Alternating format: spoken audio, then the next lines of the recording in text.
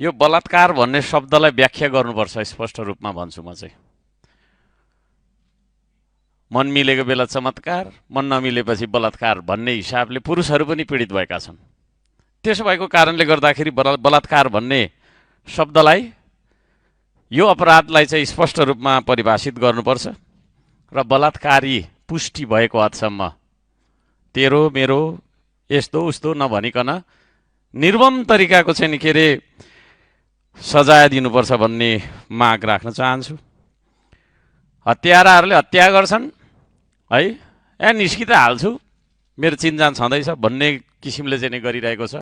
सभामुख महोदय, मेरो समय सुरु हुनुभन्दा अगाडि म नियमापत्ति गर्न चाहन्छु। मेरो समय रोकिदिनुहोस् भनेर आग्रह गर्न चाहन्छु। नियमावलीको 21 क र घ अन्तर्गत म नियमापत्ति गर्न चाहन्छु।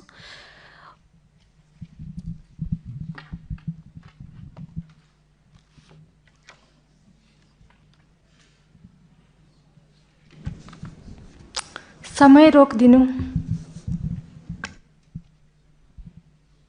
सभामुख महोदय, भर्खरै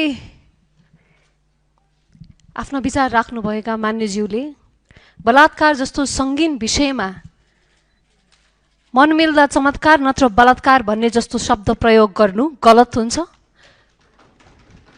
किनभने एकदमै मन मिलेका श्रीमान श्रीमतीको बीच पनि श्रीमतीले सम्बन्ध राख्न चाहिनन् भने नो मिन्स नो भन्ने कुरा हामीले बुझ्न आवश्यक छ र यो कुरा पुरुषहरूलाई पनि लागू हुन्छ।